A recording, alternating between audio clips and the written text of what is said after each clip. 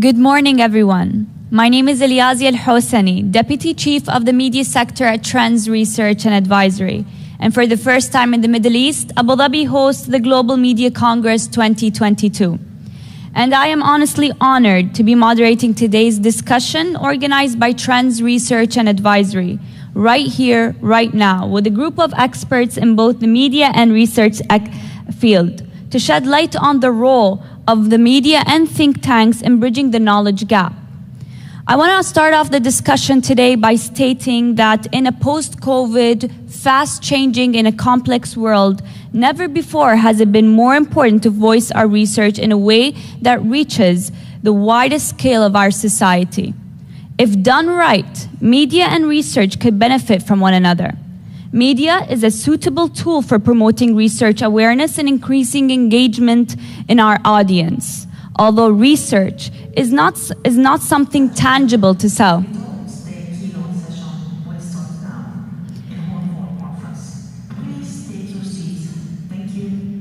Although research is not a tangible thing to sell as opposed to businesses, it is skill and knowledge that is being offered.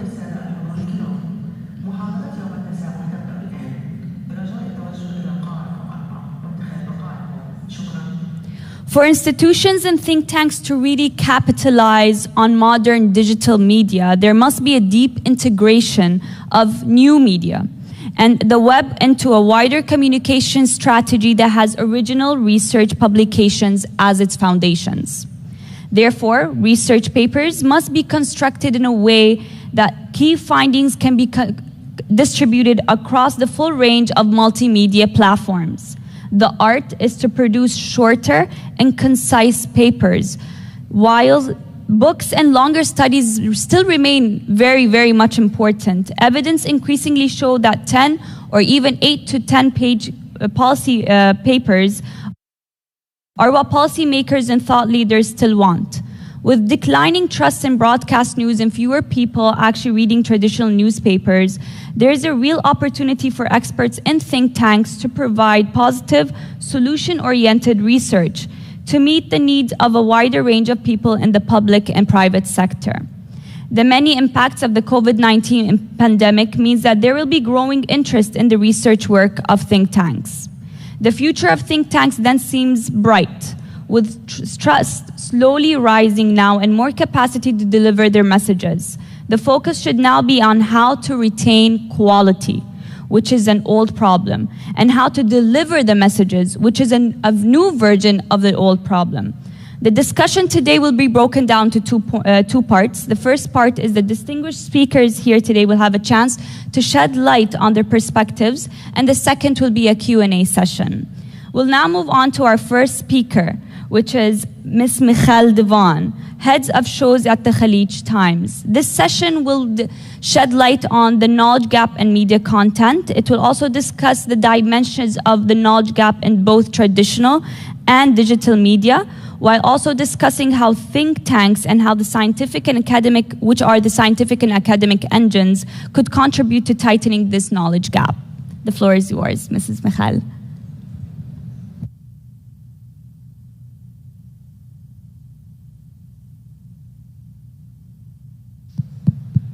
I guess you need to turn it on. Thank you, Eliazia. Good morning. Thanks so much. And if we talk about the knowledge gap, I think in today's world, there's no reason not to have knowledge. Knowledge is out there and knowledge is accessible. Everything is a Google search away. Wikipedia is the sum of all knowledge, edited by anyone at any given time, which sounds quite startling when you say it that way, but somehow it works. But I think there's no reason today for someone, or no excuse not to know something. However, in order to understand and to have context and to have historic facts, understand regional agendas, think tanks are probably the best player to come in. My background is television, and my title is Head of Shows at Khalij Times, which probably raises some questions because Khalij Times is known as a newspaper, print, very traditional media. And so as we and all media outlets are moving towards and already transforming into the digital era, we need to really change the way we share content. And it has both pluses and minuses because people, the audience is expecting and expected to receive facts as they develop in real time.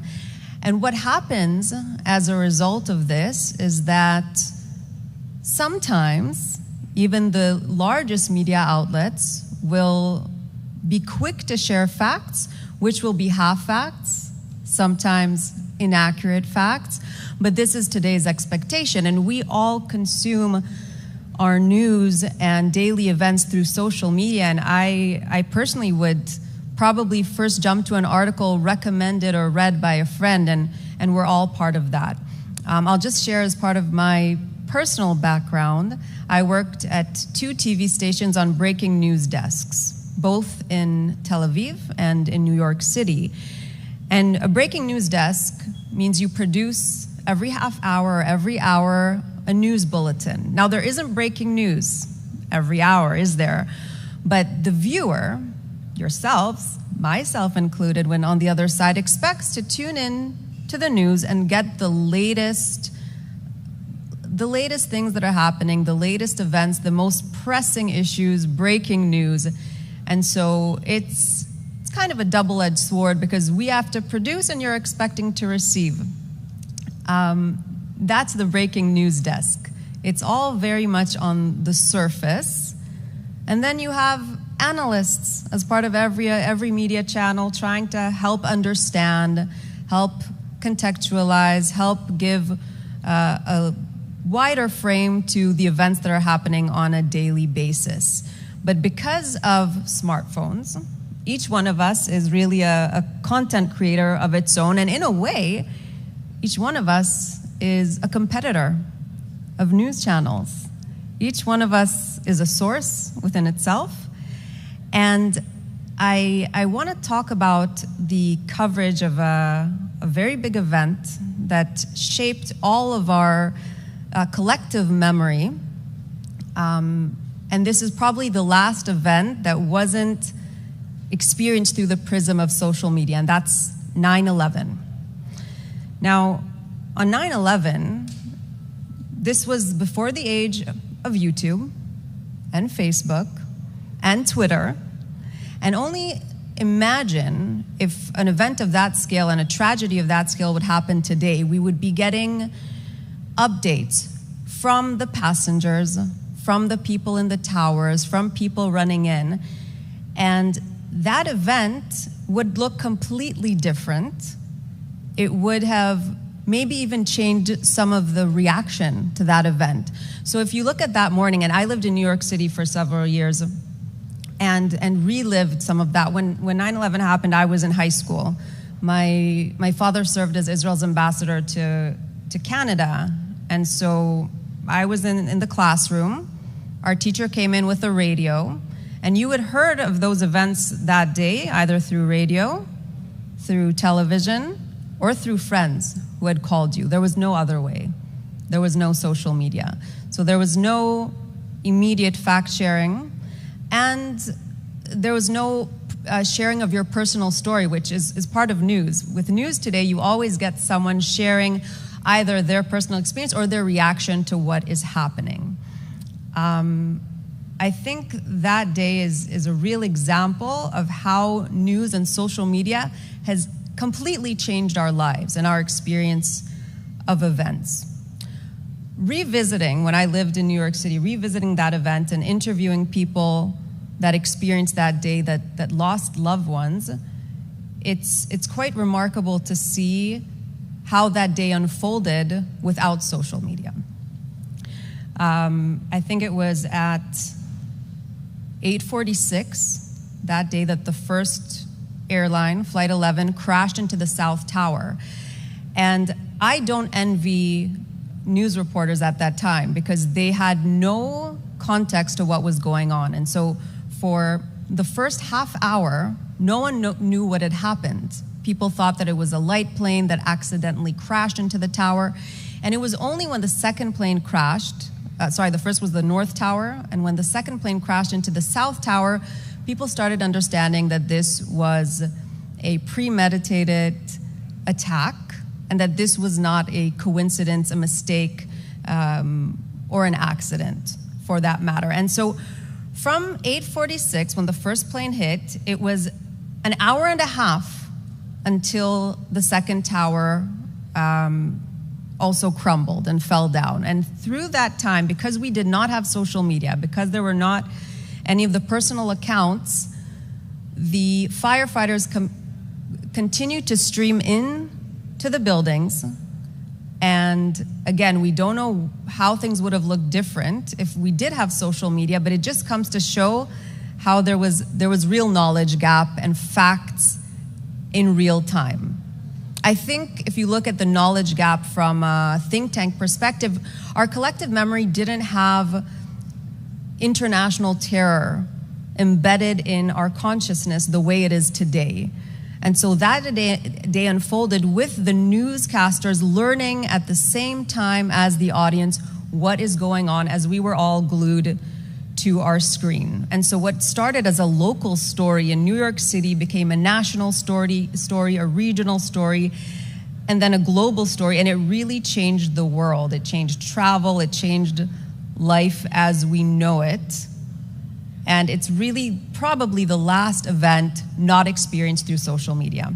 Now, if you fast forward more than 20 years, an era where tweets are flying around the world and people know about important events, as soon as they take place, media is placed in a very problematic spot because the knowledge and the information is out there. It's on Twitter, it's on Facebook, it's on LinkedIn, and as media, you're competing with that. Let's look at, I'll share a personal experience, not as much of a global event, but probably an experience where social media was taken a little too far with news coverage. So this past year, something like 6 months ago, there was a shooting in Tel Aviv, and I happened to be there. Everyone on the street fled, ran. There was a shooting, people were running away, and there was a lot of chaos. People didn't know what was happening and what was going on. And everyone on the street had to hide within buildings because the shooter, the perpetrator, was at large. So entering people's homes, and people in times of crisis are very helpful, welcomed other residents into their home, and we were all, again, glued to the TV. But here, we're not only glued to the TV, we were glued to social media, we were getting firsthand accounts, there were people sharing pictures from their backyards, from their balconies, showing someone fleeing, showing security forces in this search. Now, what happened as a result of that was a lot of inaccurate news. The number of people who had the attack, the direction in which the person fled. When there's a situation in a real-time event and chaos, everyone's perspective might be misinterpreted and show something else. And so as we were glued to the screens, and I was stuck in a very nice girl's apartment who had let me in because no one knew what was happening, but security forces said and recommended, well, not recommended, simply said, stay in your homes. The media, the local media in Israel, was following the search as it was happening, the search for the shooter. And this became something that's very dangerous because viewers at home who, yes, are expecting to see things in live and real time, were seeing journalists and local media as part of the hunt almost, going around, and there were no borders to what's happening, to security, to interpretation and analyzing what's going on, to real-time events that caused further chaos and also compromised personal and national safety.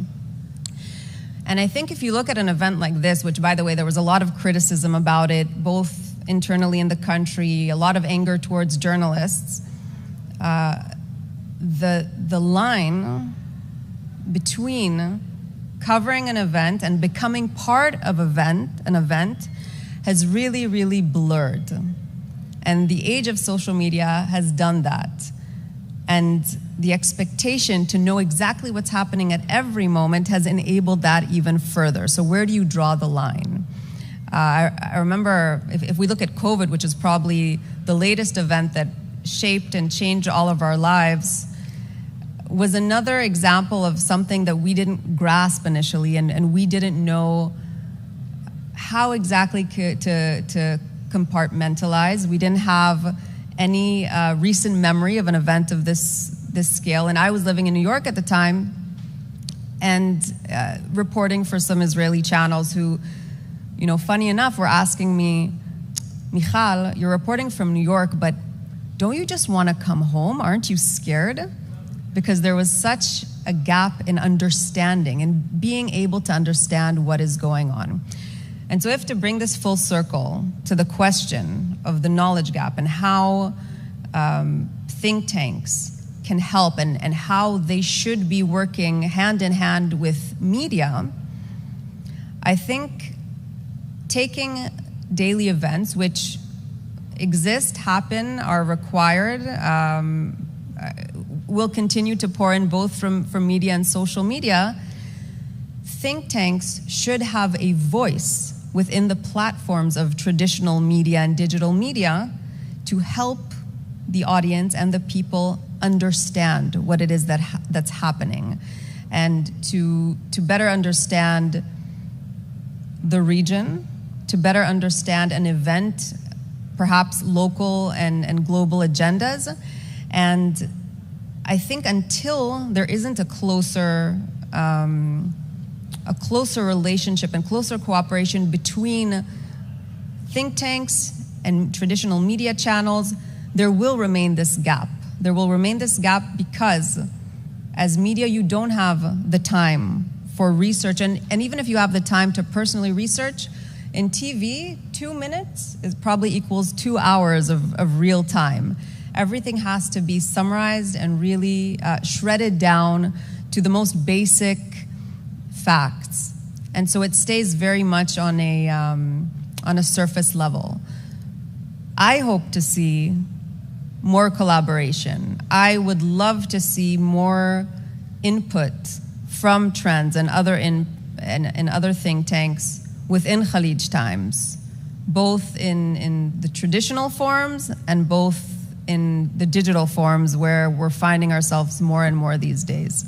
So the question of how you can contribute, I think it's enabling your research to reach more audiences. And so it should just be a much more natural partnership for us to be working together. Thank you. Thank you so much, Michal. Thank you for your fruitful insight on this session. We'll now move on to Dr. Sarah, Senior Researcher Fellow at the Anwar Gargash Diplomatic Academy, and she will be shedding light on the role of think tanks and media institutions in bridging the knowledge gap. The floor is yours.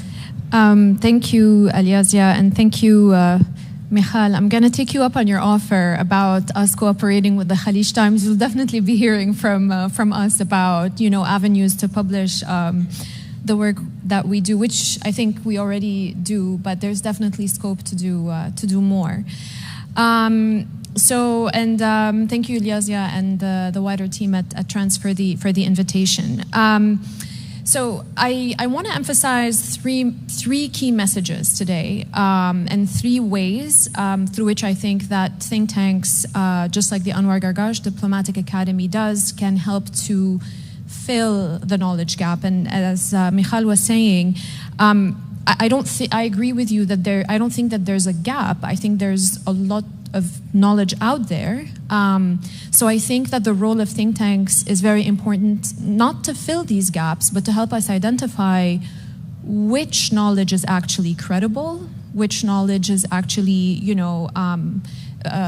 useful to us and to help us better understand what's going on in the world. So I think this is an important distinction that we need to make. So my 3 key messages are very simple, and I look forward to hearing what the rest of the panelists have to say about it. And the first message that I have here is that think tanks are very important today with helping us to better disseminate existing knowledge, and they are very key to help people from the wider audience to access credible information. So think tanks help transform very complex ideas, very complicated events that are sometimes happening in real time. So they help translate these very complicated ideas into more straightforward, simpler, practical, more policy-oriented documents that a wider audience and a wider public can actually read, understand, and relate to. And here what I'm thinking about, and I'm wearing my other hat, which is that of an academic, I'm thinking about the difference between think tanks and researchers who work at think tanks and classic academics. So if you are interested, for example, to read about a certain topic, so you have 2 choices of where to go, or 3. You can go on Wikipedia, but again, that being user-generated, that knowledge might not be completely accurate or true.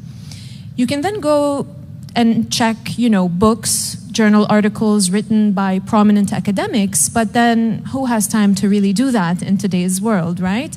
You mentioned at the beginning in your remarks that 8 to 10 pages is what anyone who has a job and a busy life can actually have time to read.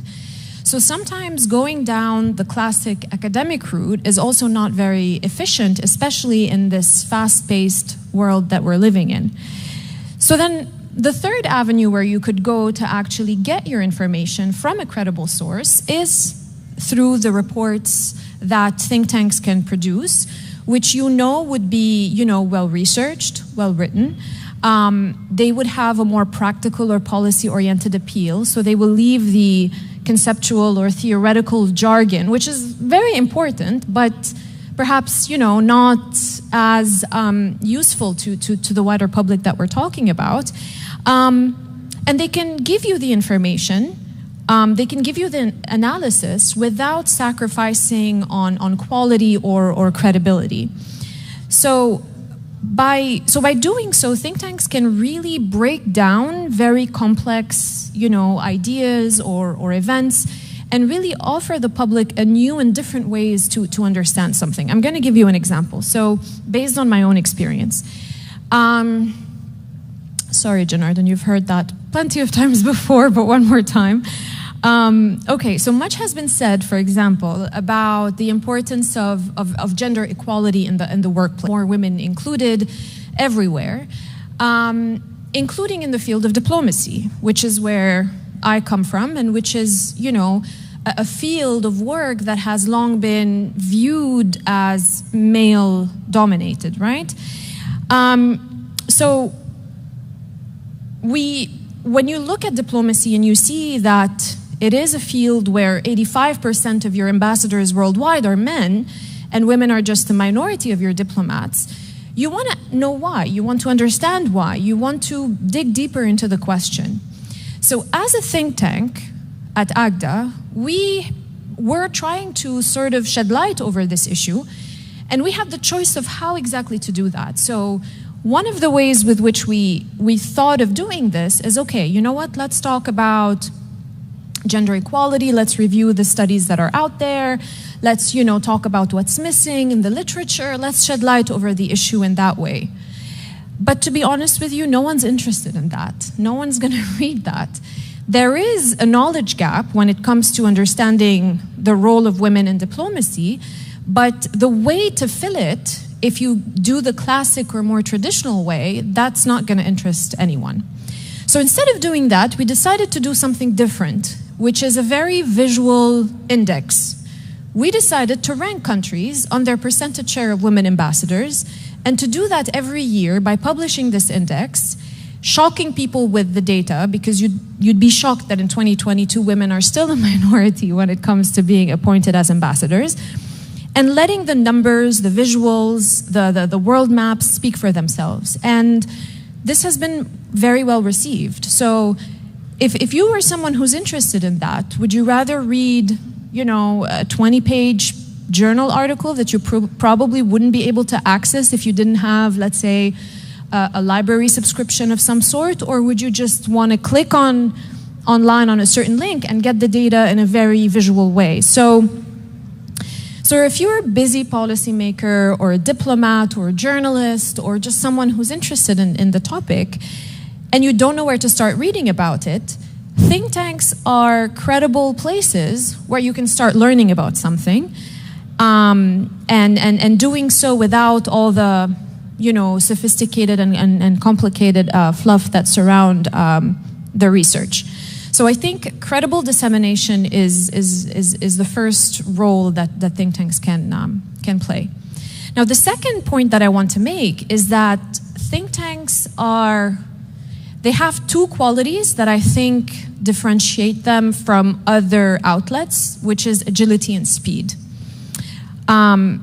Think tanks can, and they oftentimes actually are able to and do jump on current trends, an important event that is happening around the world, to disseminate knowledge about this topic in real time as it unfolds. And this is very much what the media does as well, right? Now, the difference between the media and think tanks is that the media is just going to report on the breaking news, for example. They're just going to tell you, okay, X person went here, X country did this. So they'll give you the facts, they'll give you everything, but that's where it stops, right?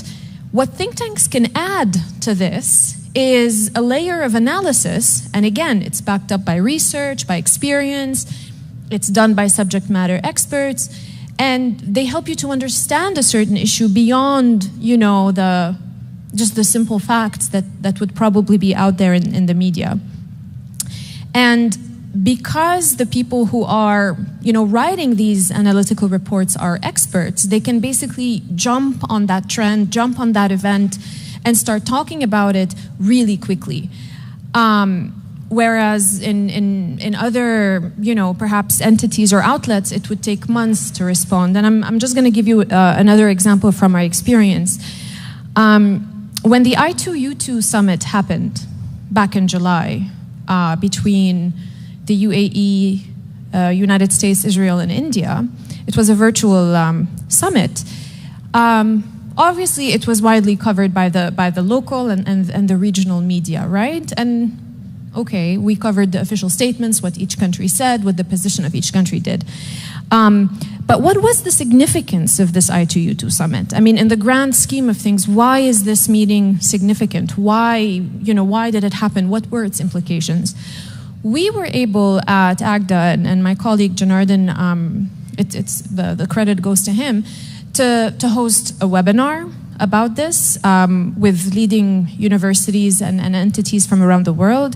We published opinion pieces, and we shed light on the issue, not just stating facts, but also talking about why this summit was important in the grand scheme of things. So we were able to move quickly. We were not as quick as the media, obviously, but we were quicker than, for example, your typical professor who is sitting there and analyzing it and probably will publish something next year. We were able to do that within a couple of weeks of the summit actually happening. So the think tanks are unburdened by certain, rules, which makes them more agile and more flexible in addressing very important and topical trends. And just bridging this with the media, I would say that this is where opinion pieces come in, right? Because sometimes if you're not able to publish your 8 to 10 page report that you mentioned at the beginning, what you can do is write 1,000 words and make your point, publish it in the Khalij Times or in Gulf News or in any other news outlet, provide that layer of analysis, shed light over a certain issue, and you can probably reach a very large audience by doing so. So I think that the power of opinion pieces is something that think tanks are not perhaps really exploring and should do more of, because they can really be a good outlet for your reports. And my third and last point that I want to emphasize today is about linkages. So I think that think tanks are very well-placed entities to create professional linkages across subjects, across other entities, but also across national borders. Because researchers and think tanks don't work in ivory towers. We don't work behind closed doors and just, we attend events, we organize events, we speak to the media, we publish opinion pieces. So the work that we do is very much public-oriented, right? And so a big part of our job is actually connecting with other subject matter experts and other entities. And these linkages help us connect with others, but they also help us fill gaps whenever we don't have a certain expertise. So if you're a think tank, just like us, who's based in the UAE or based in the Gulf, we will never have the resources or the mandate to hire experts in all sorts of fields or for all regions of the world. We're probably going to focus on the Middle East, Asia, follow certain trends and key priorities. But let's say that, for example, a very important election happened in Brazil, right? And you want to try and understand it, you want to try and identify, why this is important, but you don't really have someone who understands Brazilian politics or Latin American politics. What do? Through the linkages that you've created with other entities in Brazil or Latin America, I'm just giving an example, you can help fill that gap, and you know that you can count on your connections and you can count on those other entities to help you, address a certain problems, but also make your analysis much more credible, much more analytical, and your scope will be much more diverse and richer as a result. So I think that through these collaborations and these professional linkages, I think, with other think tanks worldwide, and by the way, these connections are now very easy to establish and maintain. After the pandemic, we know that, you can do everything on Zoom or Microsoft Teams. I think that can help address, a lot of the gaps if we have any. So basically, my 3 points are this. It's about dissemination of credible information without the fluff. It's about think tanks being able to move quickly, efficiently, and in a more agile way, while not sacrificing quality either. And it's about creating linkages to help you address that gap. So thank you so much. Thank you, Dr. Sarah, for your fruitful insight on this session. We'll now move on to Mr. Abdulrahman Al-Janebi, the Conferences and Strategic Communication First Specialist at Trends Research and Advisory, and he'll shed light on the role of think tanks and media institutions in bridging the knowledge gap, but we'll focus more on the social media and media strategy aspect of that. Thank you, Liazia. I appreciate the introduction, and I'm honored to take part in this panel today to shed light on an important topic. And I'd like to thank Trans Research and Advisory for giving me this opportunity to speak today on their behalf. Throughout my discussion, I'll be focusing on, as Liazia mentioned, the social media and strategy. While I was preparing for today's session, I came up with one conclusion.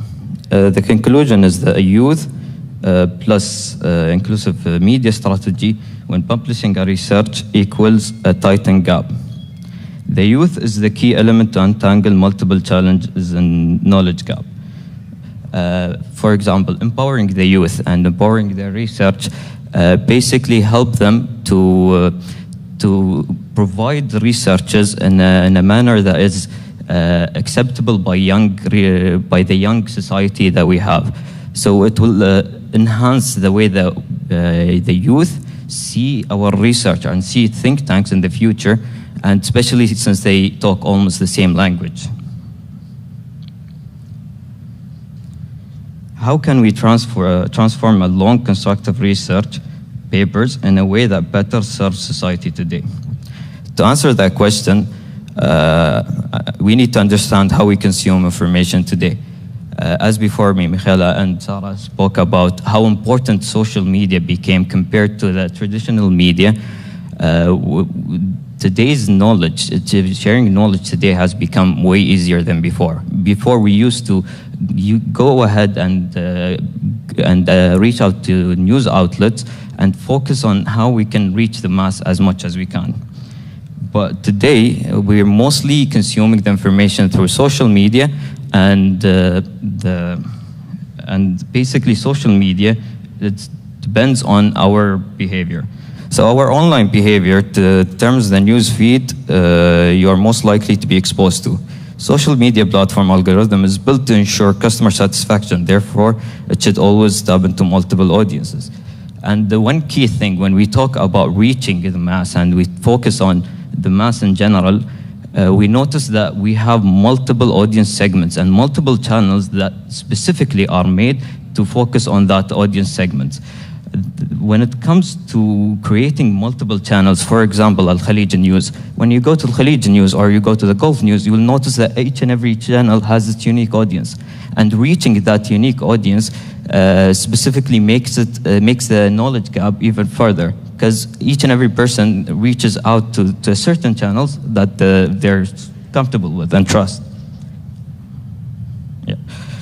So basically what think tanks should be able to do and understand from the media, and what think tanks should usually do and understand from the media, the best practices that we can do, and understand the marketing and how currently the marketing advanced when we talk about laser targeting audience, focusing on a product, key messaging, and how we speak to our customers and our tone of voice. For example, let's say we start a campaign, or let's say we want to increase awareness about a certain topic. If we go ahead, we're going to start with an awareness phase. The awareness phase will focus on mostly how we attract people and let them know about our think tank. And from there, we can build beyond that a trust, and not just a trust, basically convert them into people who are interested into the knowledge about think tanks.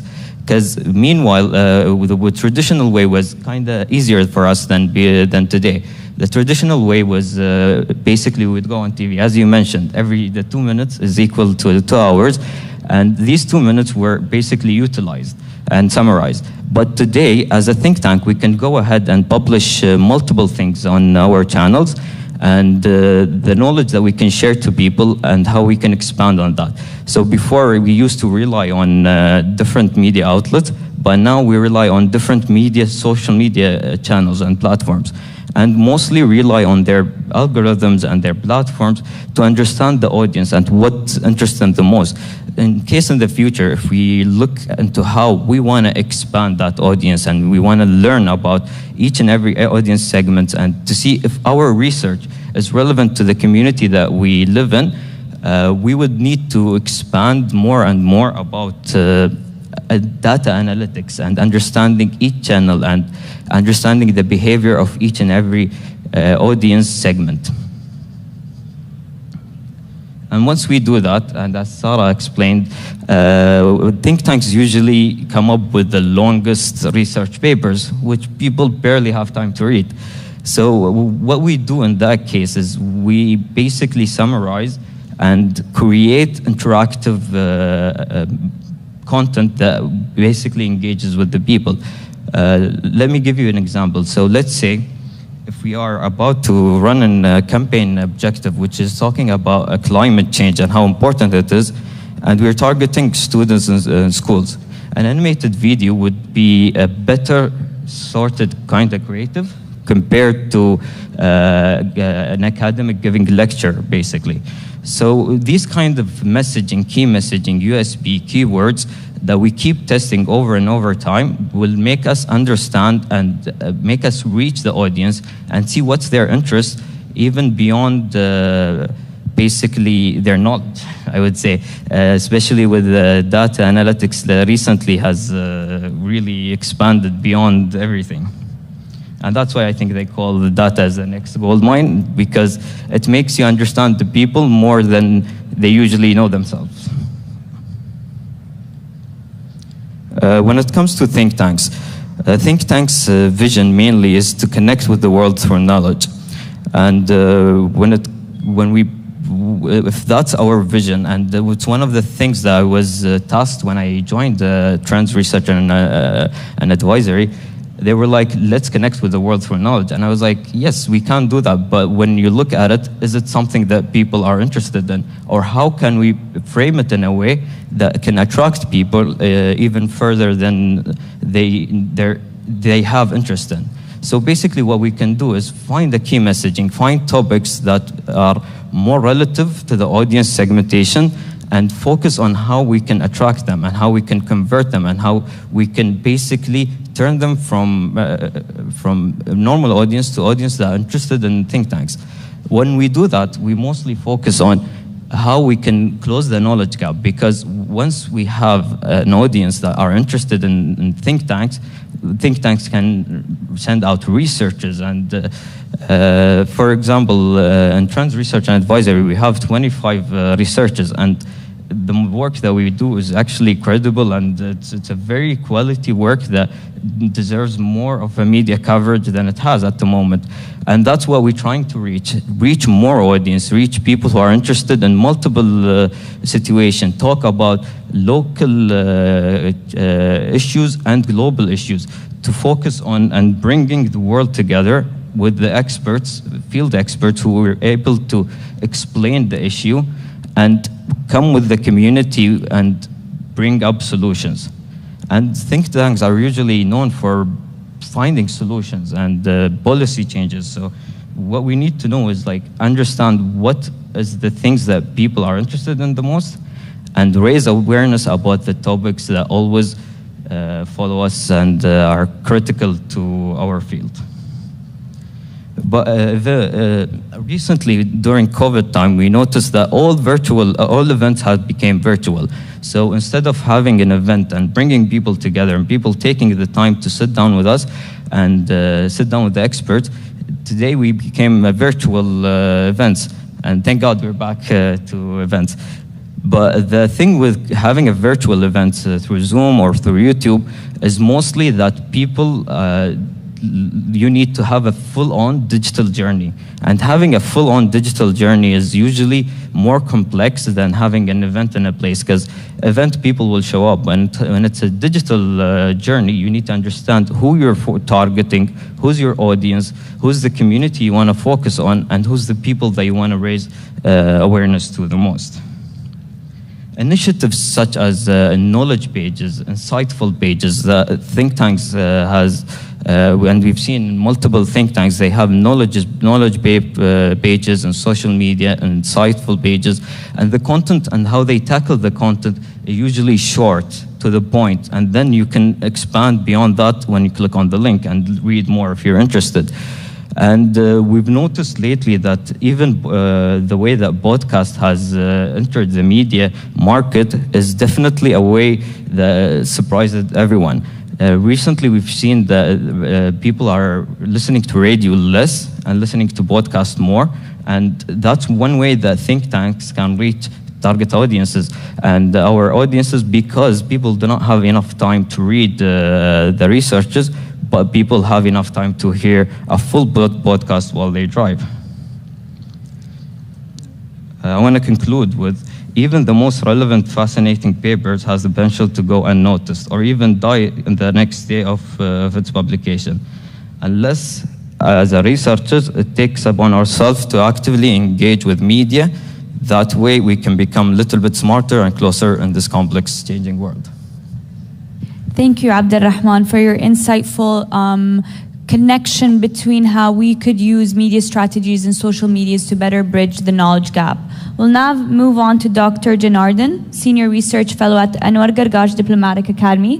He will focus on the role of think tanks in foreseeing the future of media and participating in its making. The floor is yours, Dr. Janardhan. Thank you, Razia, and thank you, Trends, for this opportunity. I suffer from the last speaker's curse. We've heard 3 panelists already speak about media and think tanks. I don't know how much more I can add. But I think rather than look at the knowledge gap as such, foreseeing the future, I don't think I should actually foresee the future of media alone. I think we should also foresee the future of think tanks too. In that sense, I think there is a symbiotic relationship. I don't think one will survive and the other will be gone. Both need to survive or both will be gone. So let me just start with a statement that has stuck in my head for decades. It was said that newspapers will never go out of business as long as there are flies. Basically, you need newspapers to swat flies, is what they used to say. And I see that there's actually, there's a fly around here. Flies are thriving, but newspapers have gone out of business to a large extent. I mean, they're not doing as well as they were doing before. And they've basically followed the trail of the dinosaurs. Equally, I think if think tanks don't evolve over a period of time, they too will be in the same state of affairs. I think that's very important for us to remember. So what makes me qualified to talk about these issues? Well, it's actually a mix of my skill sets. It's a strange mix. I started as a journalist 25 years ago, and then I got a PhD in international relations, moved to a think tank, then moved to the government as a policy advisor, and now I dabble with a lot of things in terms of being a semi-academic, in terms of being a think tanker, but I still have connections with my journalistic world. The first thoughts that I have in mind about any new research topic, I first get it out in a newspaper or on a blog, in a website of a think tank, etc. So my link with journalism continues, and I think it's extremely gratifying to get your thoughts out first. As Sarah mentioned, it takes ages for think tanks to really come out with their publications. Yes, they're faster than many other journals or books, but it still takes a few weeks or months, and journals take almost a year. I submitted a research paper last July 21, and I'm yet to see the day of light for that particular journal article. Whereas a newspaper article is extremely gratifying because it gets published overnight, maybe 2 days, 3 days, and your thought is out there, you're first with your thoughts, and then you can always build on it. And while I still dabble with traditional media, my rare qualities don't end there. Here's another. As strange as it may seem, I am not a social media person. I'm not on Twitter, I'm not on Instagram, I'm not on LinkedIn, and any of those things. But that's basically because I think I never grew up. I'm stuck in the old age of the past. Best description app was something that you sent to college. Big data was a rap star. And Skype was actually a spelling error. So that was the world that I grew up in, and I think I'm still stuck, but I don't think I can survive for too long. I can see my colleagues here. I mean, journalism has evolved. Mikhail is now called head of shows. That never existed in my time and age. Sarah is a fantastic social media person, and I see the work that Trends is doing in terms of converting content into fashionable stuff. I think that's the way forward. And I think if I don't evolve, I will also go the dinosaur way. So I think overall, the way to connect media and think tanks would be through 5 pointers that I have in mind. And first, I think we must realize that we are in the midst of, the fourth industrial revolution, a tech-driven world that is causing major disruptions around the world. And at the Dubai Future Forum a few weeks ago, Dr. Michio Kaku, a physicist, a futurist as he calls himself, highlighted some really unexpected scenarios for the future. He said in the next 50 years, computers will disappear and they will be replaced by chips embedded in our brains. We will communicate telepathically. And we will be able to record our memories, our emotions. Television will disappear. I didn't say that. Internet will be neurologically wired. We will be using quantum computers faster than the most powerful that we have seen today. So here we are talking about how think tanks and media should evolve. Well, in this scenario, none of this will really exist because you don't need any of these institutions, you don't need any of these tools. So how do we relate to this? I know it's a bit exaggerated it may seem at first instance, but remember, even Thomas Friedman was just talking about all this in the early 2000s, and see where we are today. We can't survive without social media. So we don't know how fast these things will evolve. I think we need to take it rather seriously. My second factor is demography. There's a youth bulge, and Abdul Rahman was mentioning about it. In most parts of the world, there's a youth bulge, which makes technology a bigger factor, right? So, for one, the mode of communicating with the new generation is only through media and social media tools. Because, I was at my son's university in the United States recently, and I saw this wonderful building at the University of Massachusetts at Amherst, a 21-story building, a library with 4.5 million books. And I asked him, how many books have you read? And he said, none. I said, aren't you a little ashamed about it? He said, no, not at all. I have all my books on my computer, so I don't need to visit the library anymore. And he said something even more, offending to me, but he said it as a joke. He said, whenever we look around and we see people doing nothing, we say, hey man, don't feel wasted because you're better off than the library.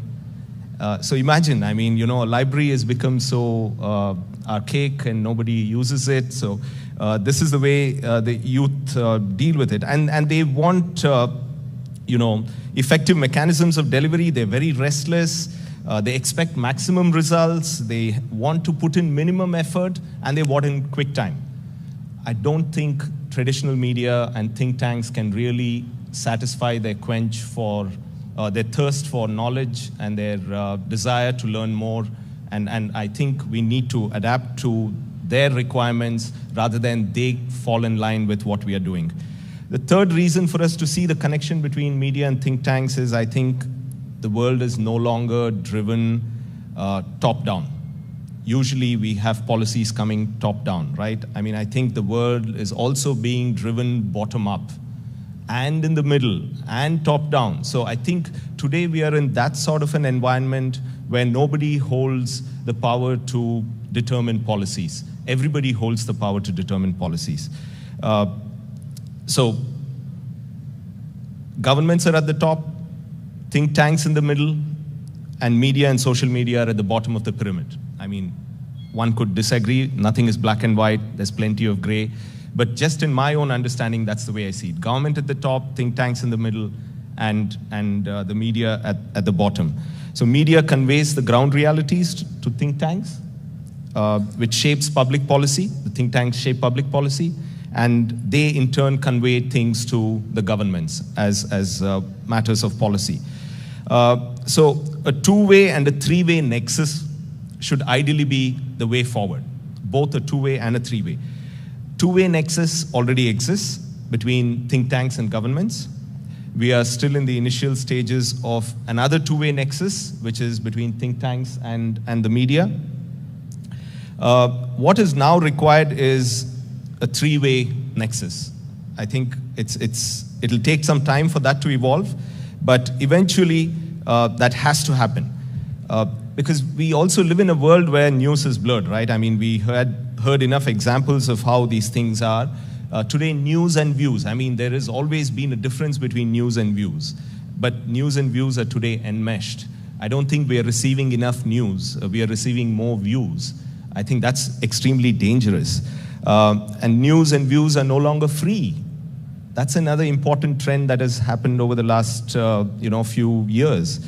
Paid content is the norm now, and people pay if they like it, they don't pay if they don't like it.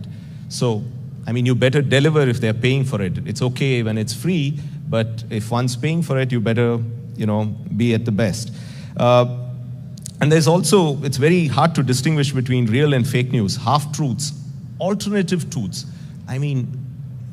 We are fantastic at coming up with, new names and terminologies and nomenclatures, but the fact is that it's the same thing that we are dishing out. We are giving it different brand names, different terminologies, but we are doing the same sort of job at the end of the day. I think innovation is key. Innovation in our thoughts, innovation in our delivery mechanisms is going to be a big factor as we move forward. And let's not forget, I mean, we often blame media for, for peddling fake news at times. There's a credibility factor, no doubt, but even think tanks suffer from a credibility deficit at times. There are plenty of think tanks which receive funding from, dubious sources. Their, accountability is minimal. They don't have any credibility because they receive funding from, again, as I said, dubious sources. So all these are huge problems, and we need to really look beyond all of this. And this is where I think sometimes examples that Sarah just mentioned in terms of how we are trying to move forward, the thought processes. We come up with a host of programs at the Anwar Gargash Diplomatic Academy, such as DiploX, Diplopedia. We have something called Diplographs. We are even thinking in terms of going into metaverse. This is unimaginable in terms of how think tanks used to function in the past. My fourth point is about the importance of think tanks and media in a knowledge economy sort of scenario that we are witnessing in this country, right? Because I think we are seeing massive economic diversification in the Gulf countries, including the UAE, and I don't think the government will be able to continuously absorb the local workforce. People have to move into the private sector. Private sector thrives on skilled labor, and for that to happen, you need to have a knowledge economy. And in a world where knowledge economy can be defined as a generation which can exploit knowledge, and where knowledge can play the predominant role in the creation of wealth. So the next phase of economic development must focus on bridging the gap between research at think tanks and the dissemination mechanism through media channels. My last point is about the world that we live in now. Yes, it's a tech-driven world, but it's also a post-COVID world, which has been shaped a lot by what happened during those 2 years. And COVID-19 actually served as a Botox for the communication revolution. It basically helped media outlets thrive, no doubt, but it was also a sort of wake-up call for physical think tanks, because we kind of coped with the crisis, but physical think tanks and traditional media outlets are monsters in terms of consuming resources. They are very expensive.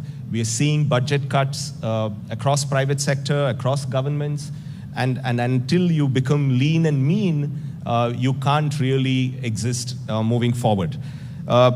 I think as we move forward, we will begin to see more hybrid models. Abdul Rahman was also mentioning about it.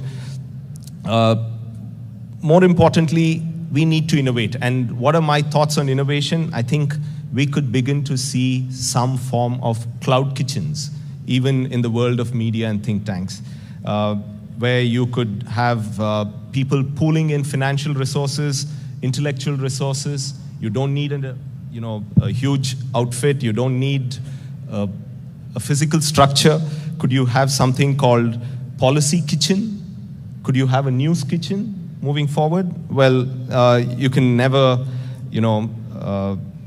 guess these things. It happens rather quickly. We could even see temporary think tanks, temporary news channels, just like these music bands that we see.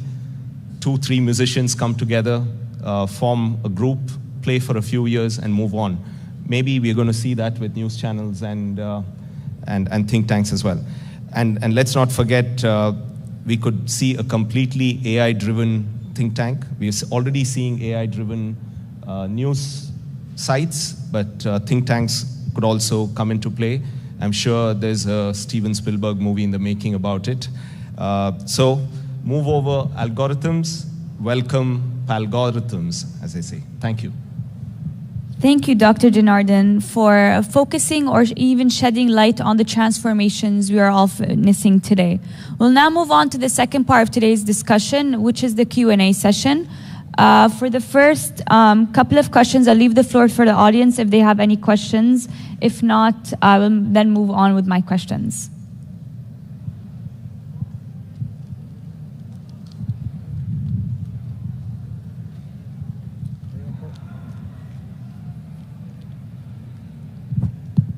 Assalamu alaikum, good morning, and thank you very much, gentlemen, for the insight you shared with us. It was very informative. My question goes for Dr. Janardan. It is not a question as much as an advice or a warning. I heard that you were very eager to join the new hype of social media and the new generation. It is my suggestion to you, stay in the world you are in. It is a very much quiet and peaceful world, which we really miss. Thank you very much.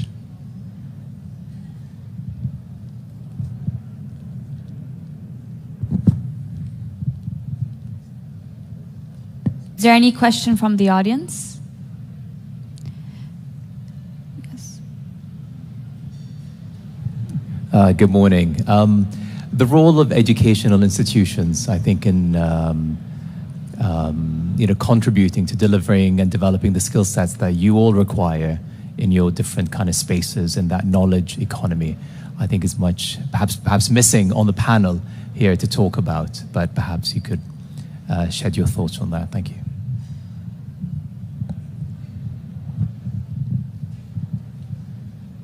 Yeah, I think, thank you, Mohammed, for the question, and glad you're here, because I think you two connect with, your policy work, and then now you are also dabbling with a fair bit of media work.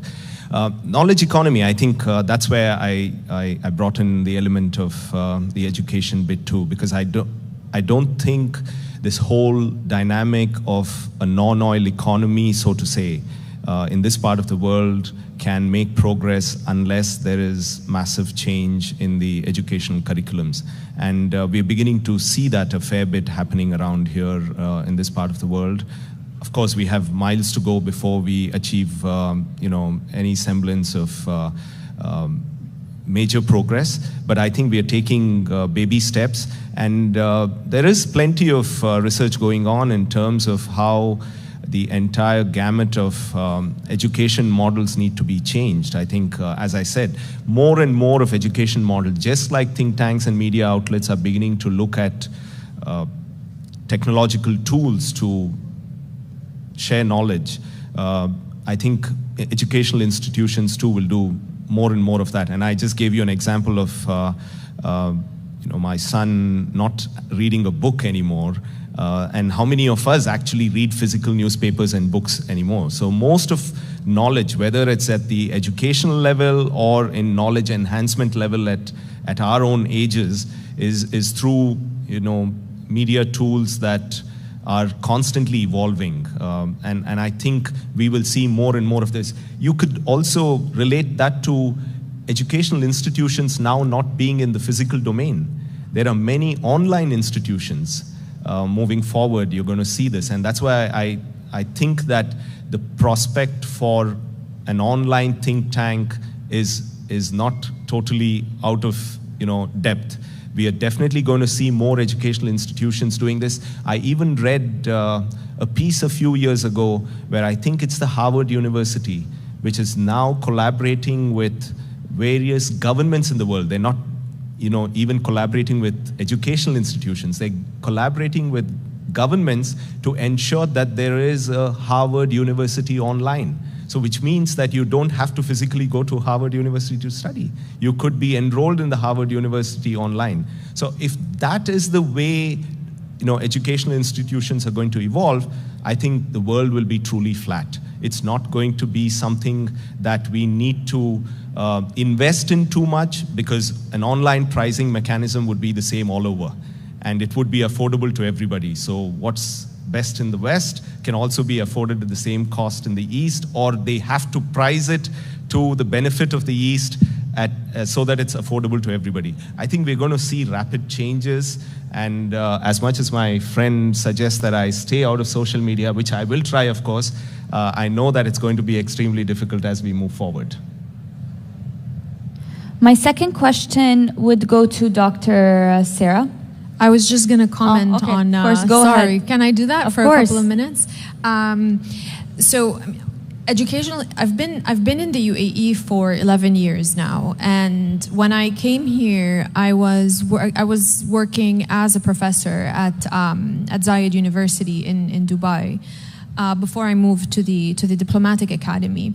So in the last 11 years, I was able to witness how educational institutions in this country alone, how they're undergoing this transformation that we're talking about here. And even the nature of the trainings that we give to the diplomats that we train at AGDA has changed over the last few years. So just to give you a couple of examples, we now emphasize skills to the diplomats, and we train them now on communication and on how to deliver the message. So for example, we have an exercise that's called the elevator pitch, and maybe many of you here are familiar with this. So you're given a topic that is very complex, and you have 10 seconds to deliver this message to a policymaker, because you're only going to see him or her in an elevator, and you're just going to go up 3 floors, and that's all the time you get. How do you do that? How do you tweet in an efficient way? What can you say? What can you not say? What is okay to share? What is not okay to share? And in a sense, you know, we're coming to this, you know, this field that has long been extremely traditional, with very rigid rules of protocol and etiquette. And now everything that we know, and Janardhan did a fantastic job at outlining these challenges. It's all changing, and we can barely keep up with these changes ourselves, and our diplomats aren't able to either. But we've had to shift how we teach. We've had to shift how we train, what we train. We've had to, you know, explain to our trainees that, you know, the world that you're going to be going into is very different. We talk of public diplomacy, we talk of cultural diplomacy, we talk of tech diplomacy, digital diplomacy. I mean, it's changing really quickly. And it brings me back to the point that I was trying to say earlier, that we need to be agile, we need to be flexible, we need to be quick in, you know, responding to these changes. Otherwise, we're all going to become obsolete. So I hope that answers your question. Sorry, Liasa, back to you. I think bringing that up, I would move to a question towards Abdulrahman Al-Junabi. The youth are seen to be the digital generation, or the ones that love speed, things very precise, very short.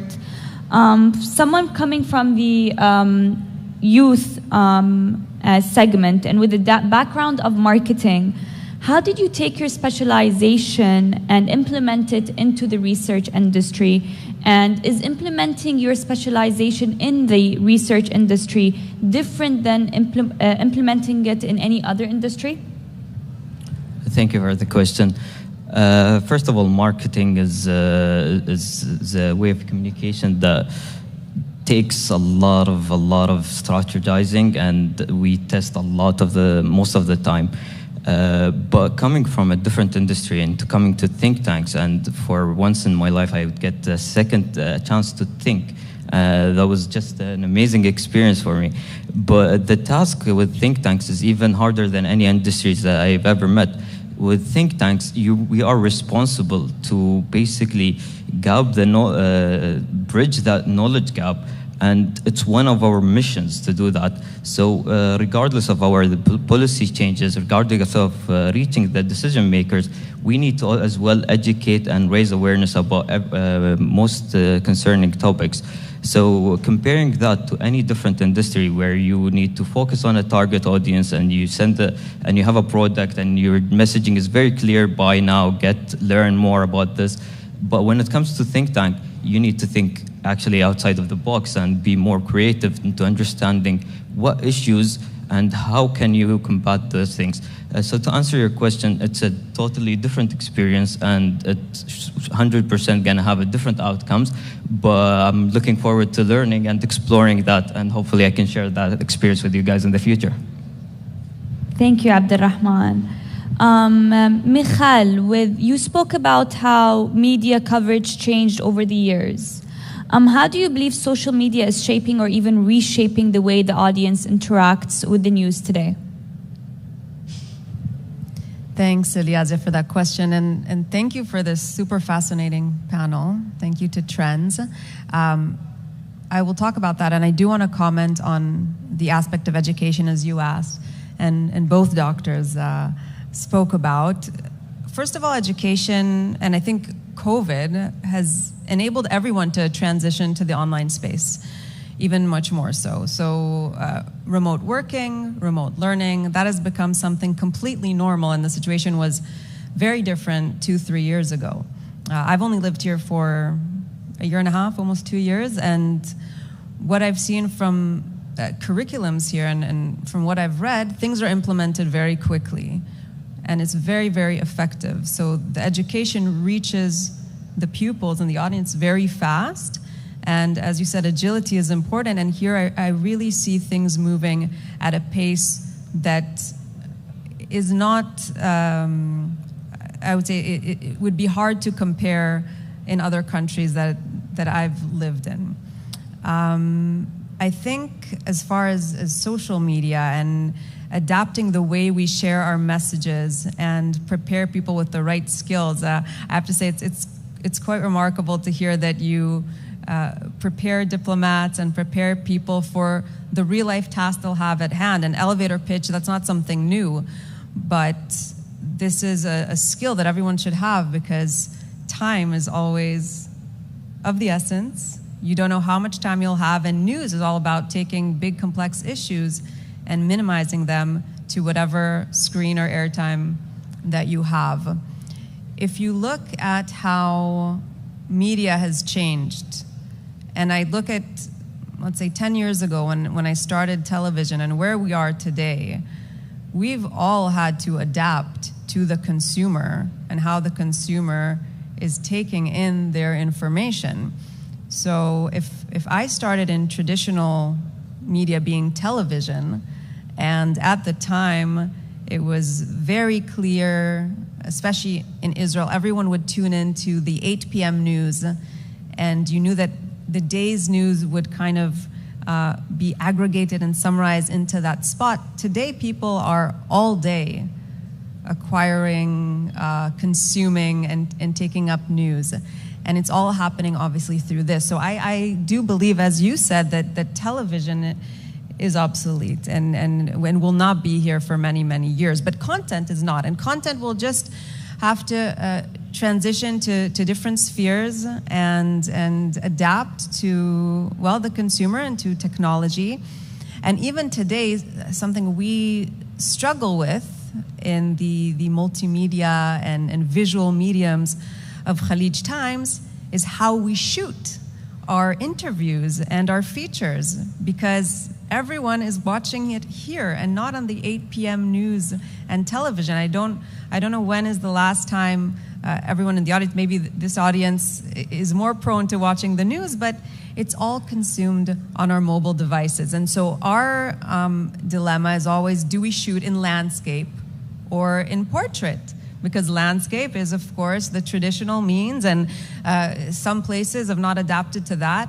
But everyone consuming through their phones, which is all of us throughout the day, will want to see landscape mediums. And so it just comes to show how we are constantly trying to adapt, trying to suit our messages to the mediums that exists. It's a lot of...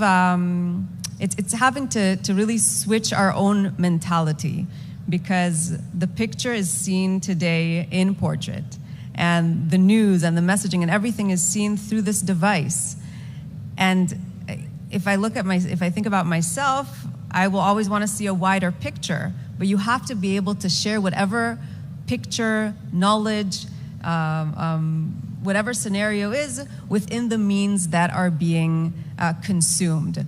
Whether it's Twitter, knowing to share your message, like you said, in an effective way, in the way people speak and share on Twitter, because Twitter has its own language, and LinkedIn.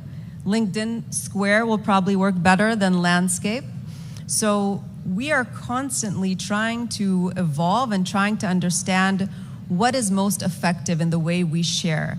And even when you talk about messaging and trying to break down big issues, people want to see certain keywords, and we're trying to also win audiences over. So what are the keywords, and what is the type of format that will most speak to people? And that is the way that we will survive. If we serve our content on a platter that people are using in any case. And that's something we continue to adapt to. But I have to say it is a struggle. It is a struggle for someone who's used to shooting a certain way and having things seen and presented in a certain way. Everything must be shorter.